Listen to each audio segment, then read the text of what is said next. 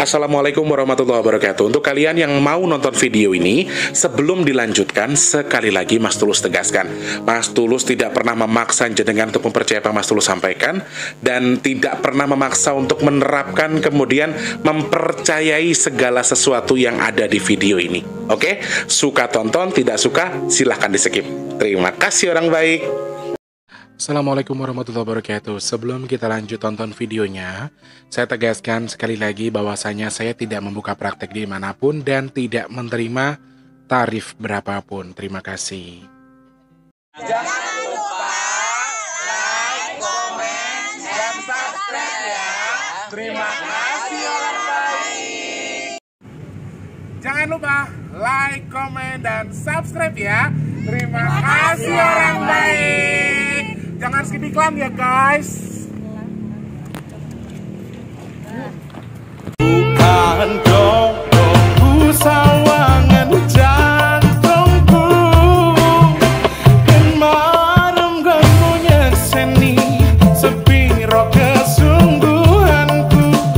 Aku siap demi cinta.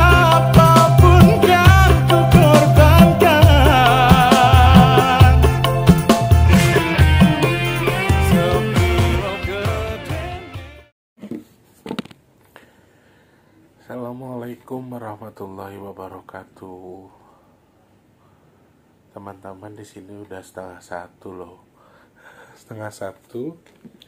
Ini sudah tanggal 24 pagi. Alhamdulillahirabbil alamin. Allah ngasih sehat, padahal hari ini aku ada kerjaan pagi, tapi ya gimana ya teman-teman, aku nggak bisa ngomong kenceng ya guys. Ini udah pagi banget soalnya. Mas Wardi juga sudah istirahat, takutnya nanti dia keganggu karena besok kan dia nganterin Mas Tulus ya. Aku rotok kepikiran karo nganu guys, karo nasi box iki lho, piye kira-kira ya. Allah ijabah apa enggak ya kira-kira ya. Cukup apa enggak ya, bingung aku. Kasihan timku masak nanya terus, piye sudah ada ini belum? Kataku bilang ya masih kurang 2 juta lagi nasi boxnya, waktunya udah mepet. Gimana? Kata ya nggak tahulah nanti. Aku bilang kita kan suka ada keajaiban, siapa tahu Allah bantu nanti, kan aku gitu. Jadi ya wis lah itu. Tapi bukan itu yang bikin Mas Tulus nggak tidur, bukan itu yang bikin Mas Tulus nggak jam 1:30 udah belum tidur. Malah kayaknya hari ini aku kurang tidur deh, karena tadi ada pesan dari beliau ini untuk aku melek sampai fajar. Artinya aku boleh istirahat atau boleh pejamkan mata kalau mataharinya sudah terbit. Itu pesannya beliau.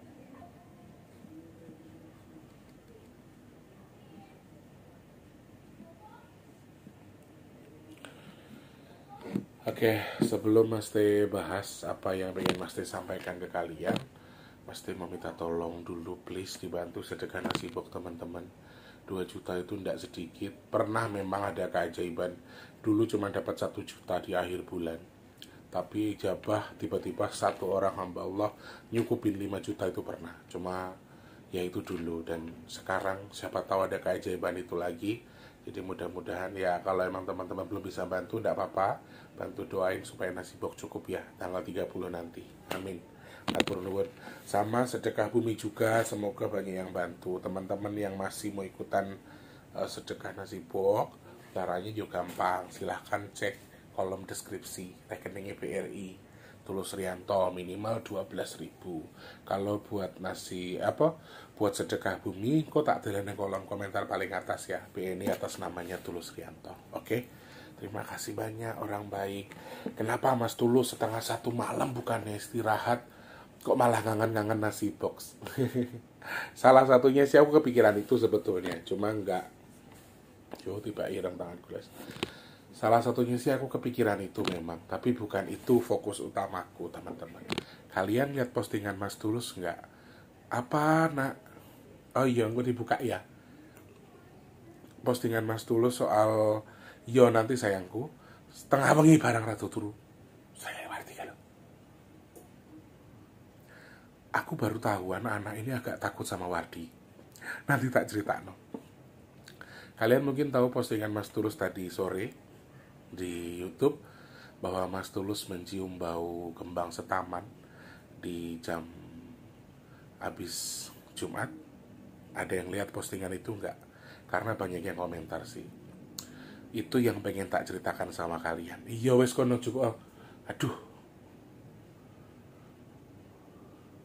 Lek Tulus ki lek ngitak lek kadung lungguh iki ngadeke angel.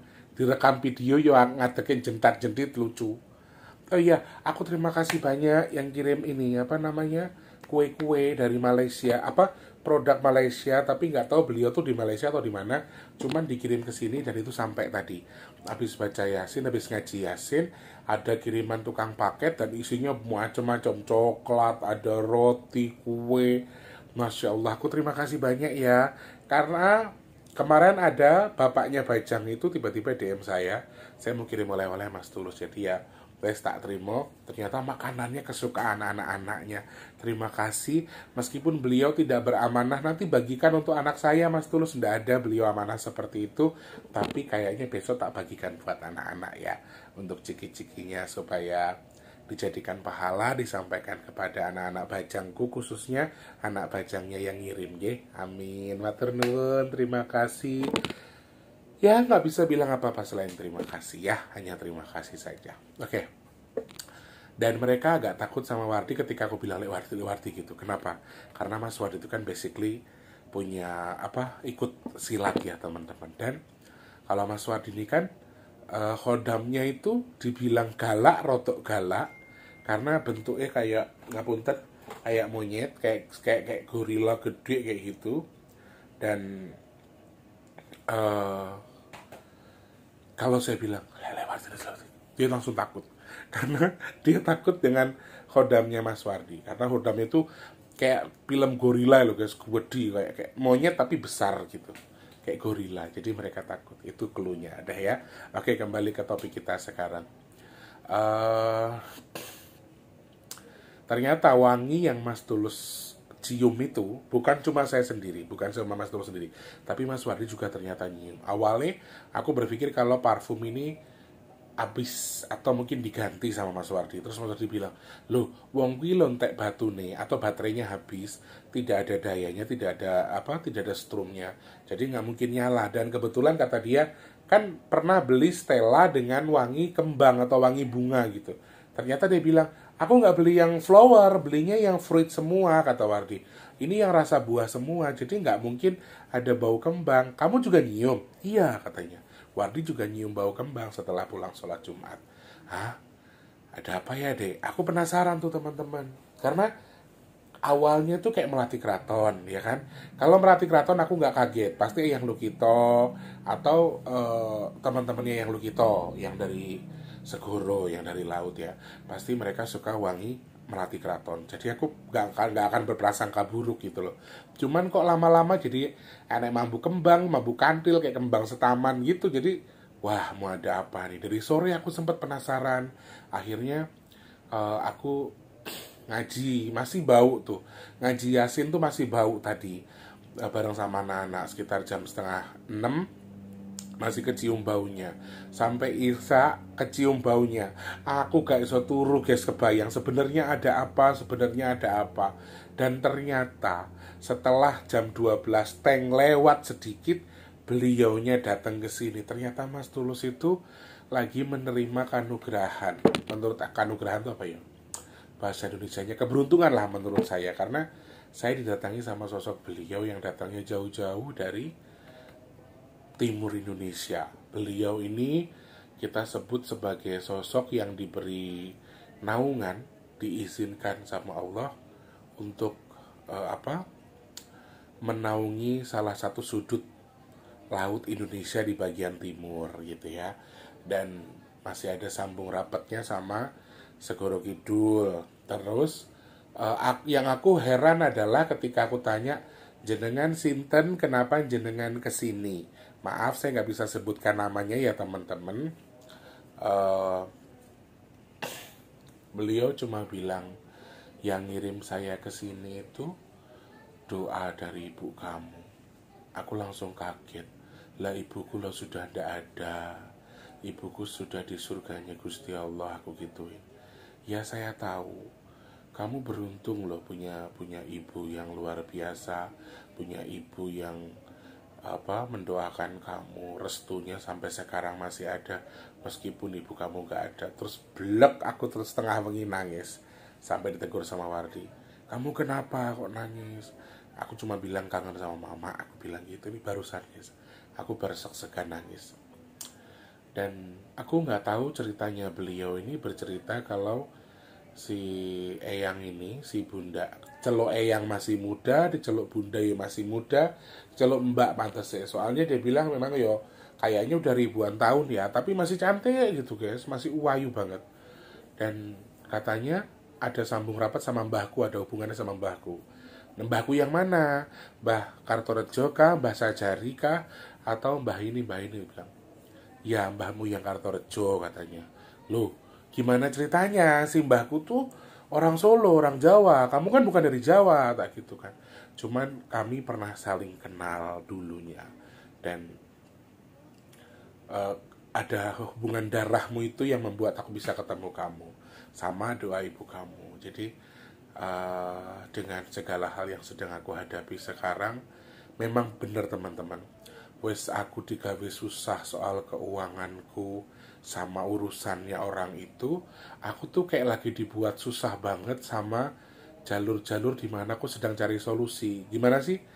Aku punya tanggungan, aku lagi cari solusi biar aku bisa ngelunasin tanggungan itu, menyelesaikan. Tapi solusi yang buat aku cari ini udah pontang-panting ke sana sini, gak ada yang di ACC, gak ada yang dapat. Jadi rasanya tuh kayak memang apa ya, kalau kata beliau tadi, beliaunya udah pulang sih guys, cuma sebentar doang kesini, sebentar ngomong itu nyemangatin aku. Ada satu wejangan, aku disuruh jangan tidur lagi sampai nunggu fajar terbit baru boleh tidur, sama udah pamit gitu doang. Aku cuman pengen ngasih kamu sesuatu, dan ini amanah dari simbahmu. Aku yo nggak ngerti apa yang dikasih. Cuma jujur guys, aku ngantuk, sirahku mumet, mataku pedes.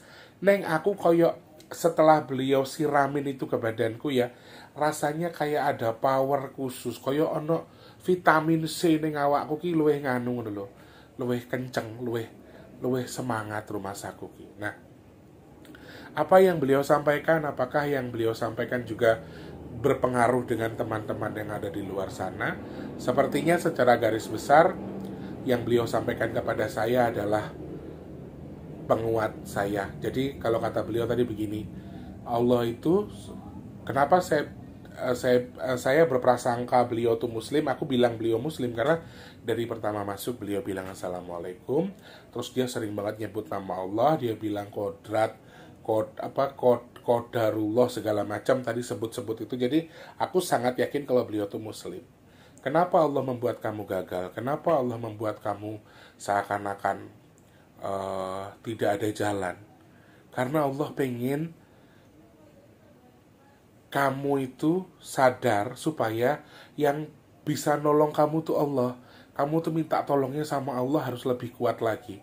Selama ini tak belani tengah wengi aku zikir, aku nangis, aku ngemis sama Gusti Allah. Aku rasa usahaku sampai sudah keterlaluan, sudah sampai aku ngantuk di siang harinya.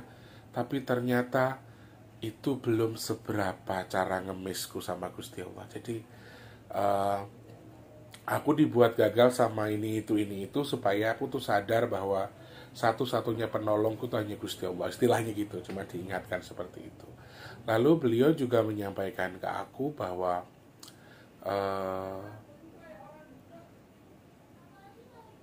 piye yo guys yo. Aku jujur guys, aku di fase pertama menghadapi permasalahanku tuh rasanya kayak yang mau marah, mau kesal. Aku tuh bisa loh, ibarat kata datengin keluarganya atau buka ke suaminya soal ini. Aku bisa banget, cuman nggak bisa karena beliau malah berpesan tadi begini, istilahnya tuh kayak yang apa ya istilahnya, kamu boleh marah, kamu boleh benci, kamu boleh kesel, tapi jangan sumpahi orang, yang pertama. Yang kedua, jangan buka aib orang. Kamu disakiti gak apa-apa, kamu dihianati gak apa-apa, kamu diinjak gak apa-apa, tapi jangan kamu yang injak. Jangan kamu, padahal ini ya tahapku, mungkin ini sebagai pengingat buat aku. Tahapku sekarang tuh kayak yang udah, ini udah meledak rasanya, kayak astagfirullahaladzim, kok ada manusia seperti itu. Rasanya pengen aku lawan dengan senjata yang aku sebutkan di awal. Aku bisa aja datengin, kemudian aku bongkar semuanya, pasti akan berantakan. Karena selama ini aku silent, aku diam. Selama ini mereka injak aku diam. Mereka bilang sabar, padahal buat jalan-jalan buat apa, aku sabar. Aku diam, teman-teman. Jadi menurut yang datang hari ini tuh sebenarnya begini, sakitmu, puyengmu itu gara-gara kamu sendiri. Kamu tuh ndak berani speak up dengan itu, tapi bukan berarti membalas sakit hatinya ya. Dan yang bikin aku galau tuh adalah aku nggak boleh galak, aku nggak boleh speak up, tapi aku juga harus meluapkan itu. Nah, gimana caranya guys? Aku tuh nggak ngerti. Sedangkan memang pikiran tuh lagi stres, lagi pusing kemana-mana, mau marah. Ibarat kata gini loh, kamu boleh marah, tapi kamu nggak boleh marah, piye coba wi? Kamu boleh meluapkan marahmu, tapi kamu nggak boleh marah. Kepiye coba gue? Luapkan marahmu, luapkan semuanya. Bahkan tadi ada satu statement di mana beliau mengatakan kalau apa ya? Kamu tuh bukan orang yang berhak untuk marah. Kamu tuh bukan orang yang berhak untuk sombong. Kamu tuh bukan orang yang berhak untuk menyumpahi orang lain. Yang berhak itu cuma Allah, karena Allah yang punya segalanya. Artinya aku dinasehati habis-habisan kayak, ya lu tuh miskin, lu tuh nggak punya apa-apa, jadi lu jangan sombong gitu. Istilahnya gitu ya teman-teman. Kalau simpelnya tuh bahasa kasarnya kayak, lu jangan pamer harta, lu jangan pamer uang, karena lu nggak kaya. Nah, simpelnya gitu. Beliau tuh mengingatkan buat itu. Lalu tamu itu juga memberi semacam wejangan atau semacam hitungan buat saya. Taruh piring. Nah, pakai tisu basah.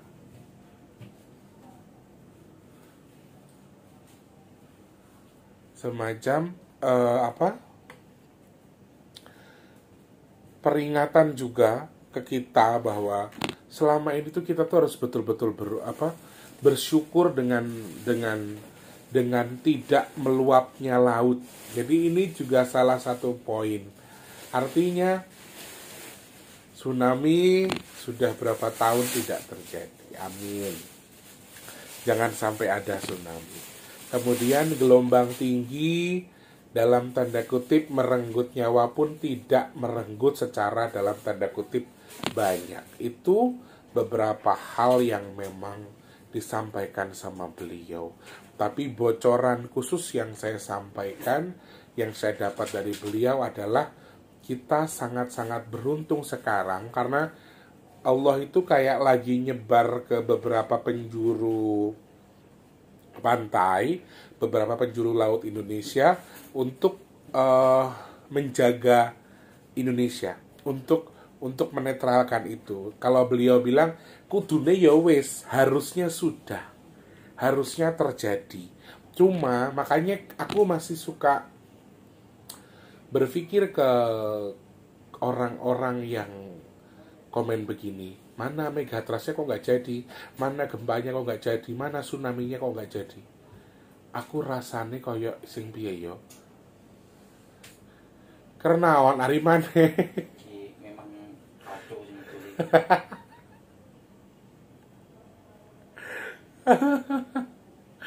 Ardi. Dia terbangun guys, dia mencari.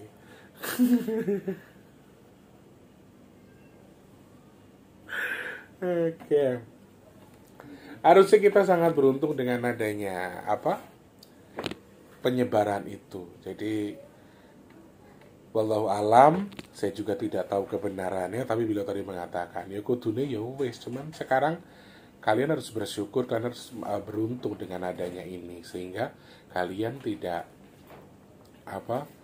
terdampak secara langsung, karena sekarang itu penjagaan sedang ditingkatkan di beberapa sisi, dan itu sudah berjalan hampir 5 atau beberapa tahun yang lalu katanya beliau, sehingga kita dalam tanda kutip seakan-akan sedang diberikan tameng atau diberikan penghargaan khusus dengan dikirimkannya mereka-mereka itu dalam kehidupan kita untuk menjaga laut-laut Indonesia dari dalam tanda kutip sesuatu yang besar, mungkin termasuk gelombang tinggi atau apapun itu. Jadi ya itu salah satu hal yang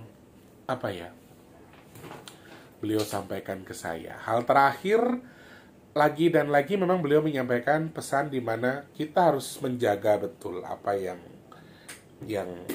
yang bernama amarah. Ini salah satu poin. Aku tadi sempat nanya ketika aku belum berani banyak nanya, karena di satu sisi itu beliau itu kayak yang memang hanya open tapi nggak nerima. Beliau tuh cuma bicara tapi nggak nerima aku bicara. Jadi aku ya cuma bisa diem. Aku cuma bisa iya, cuman karena aku belum berani speak up ke beliau karena aku baru tahu atau baru kenal, sehingga nggak berani speak up terlalu jauh. Cuma dari pesan yang beliau sampaikan untuk hari ini tuh sangat penting menjaga amarah, sangat penting menjaga amarah kita.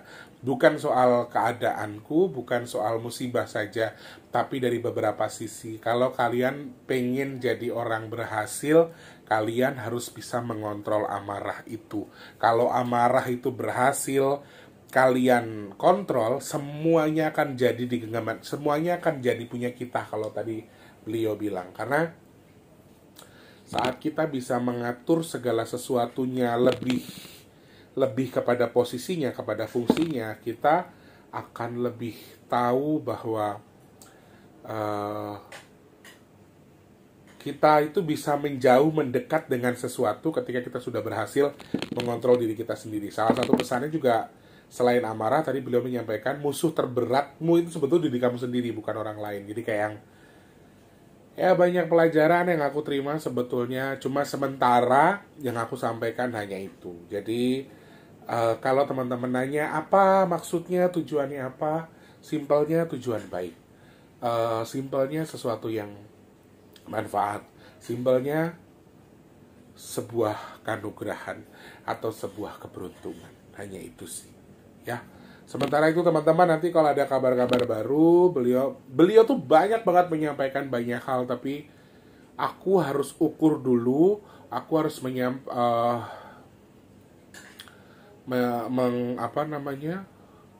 menyampaikan ini secara hati-hati, karena aku sharing dulu, nggak bisa semuanya aku sampaikan ke kalian ya. Jadi ini hanya jawaban bagi teman-teman yang penasaran siapa dan kenapa, lalu tujuannya apa. Sementara hanya itu ya. Sekarang istirahat. Yang aku nggak tahu ini akan aku tayangin langsung atau seperti apa, tapi goyang guys. Goyang guys. Tapi jam 2.24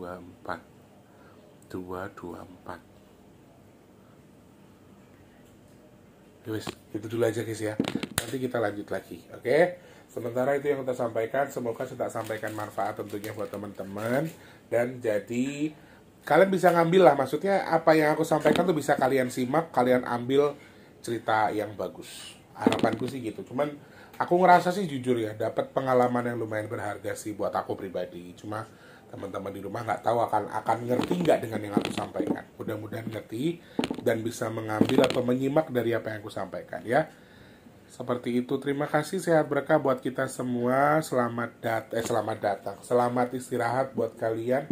Semoga mimpi indah ya. Amin. Terima kasih. Assalamualaikum. Aku kok luwe tau guys setengah menit. Terima kasih sudah menonton. Untuk mendukung channel ini biar makin keren, jangan lupa subscribe, like, komen, dan share ke media sosial yang kalian punya. Terima kasih orang baik.